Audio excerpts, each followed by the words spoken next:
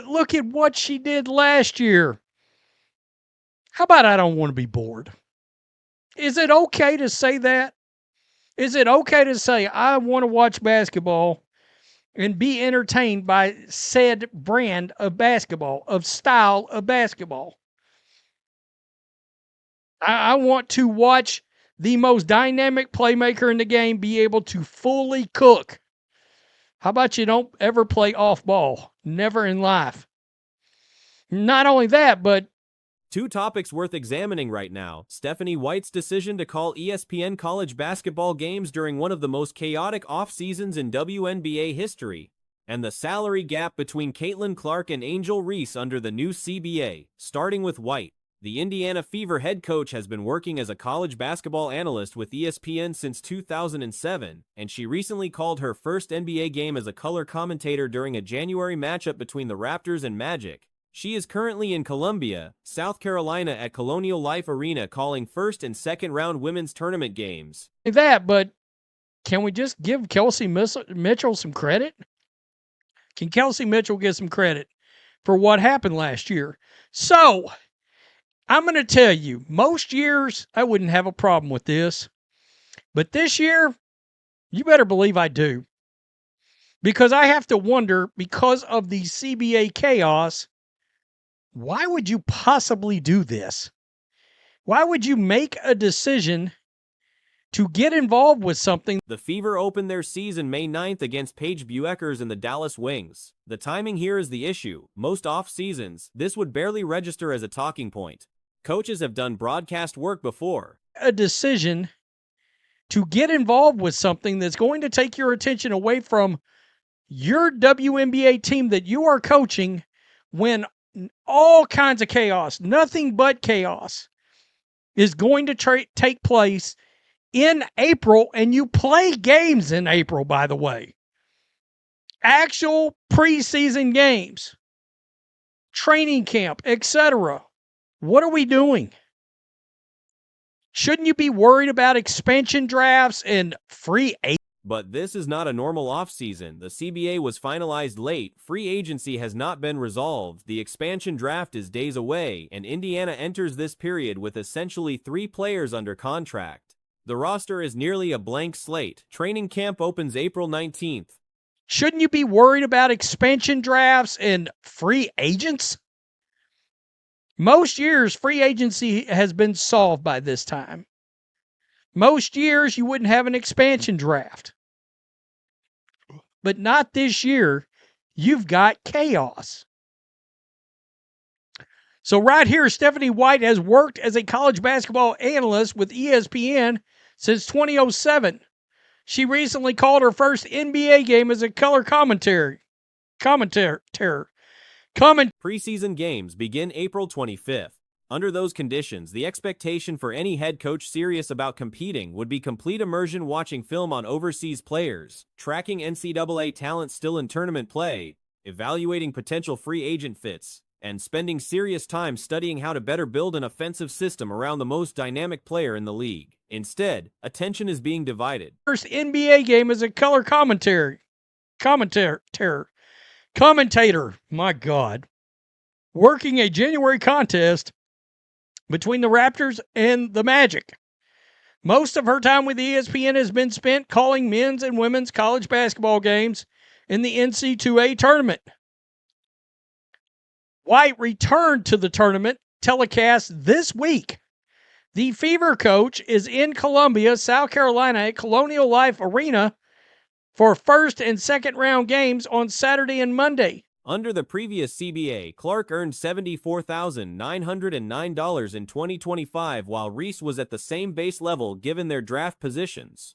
Under the new agreement, the EPIC provision kicks in for Clark, a mechanism that allows elite rookies who meet specific performance thresholds to accelerate toward maximum salary territory ahead of schedule.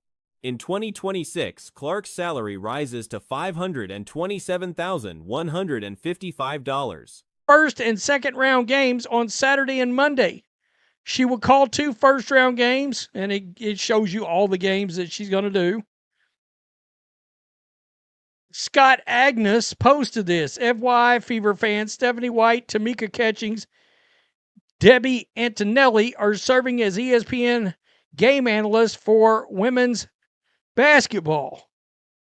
White and the Fever are scheduled to open the season on May 9th against Paige Beckers and the Dallas Wings. Reese, who does not qualify for the Epic provision at this stage, moves from $74,909 to $349,571 with a projected $395,150 in 2027. Clark, having already earned all WNBA honors, could be eligible for a deal approaching $1.4 million or higher by 2027. Depending on how the annual escalators are structured, a detail that has not yet been fully mapped out publicly. What makes this notable is the scale of the separation. The Dallas Wings. So my question would be, and by the way, she is taking heat for this. She is taking some heat. Why would you choose or agree to do this season? Of all seasons, this is hardly what I would refer to as Nick Saban kind of focus. Bill Belichick kind of focus.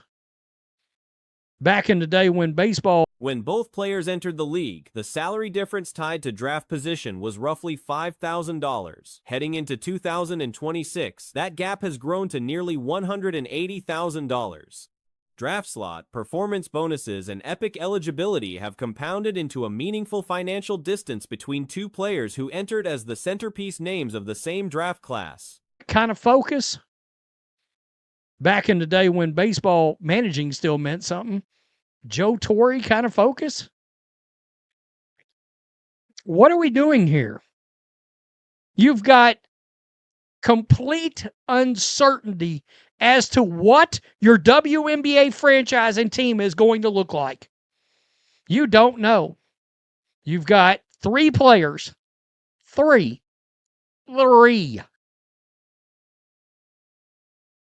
Should you not be all?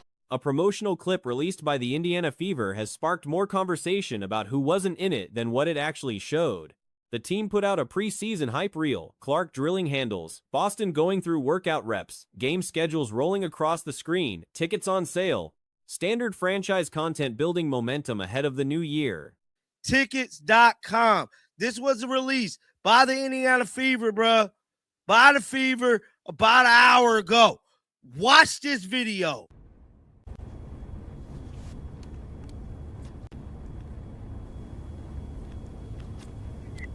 Schedule all the games. Aaliyah Boston and Caitlin Clark working out. Getting ready. Except Kelsey Mitchell appeared nowhere in it. For a team whose identity last season was built heavily around a three-player engine, that omission didn't go unnoticed. The video pulled over 100 comments within the first hour, and the thread filled quickly with fans flagging the same thing. Getting ready.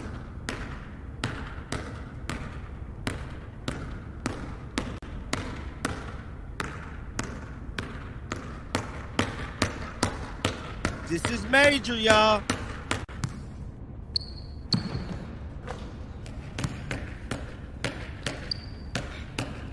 Look at Caitlin handles, though. My goodness.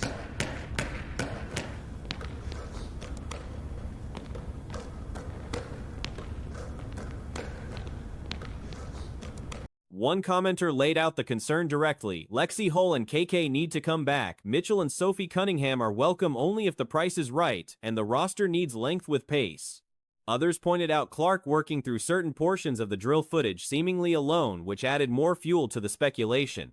The content team behind the video deserves credit. It was well produced, the kind of material that builds genuine anticipation.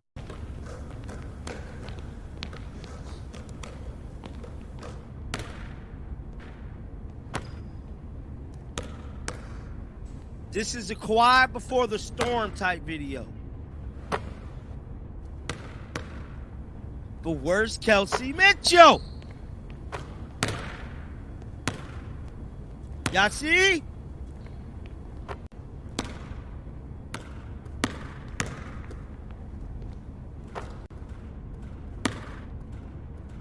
but the editorial choice of who appears on screen carries weight, intentional or not. Mitchell's absence from a franchise-wide season launch video is the sort of thing front offices are aware of when they hit publish. The deeper issue circles back to the salary landscape.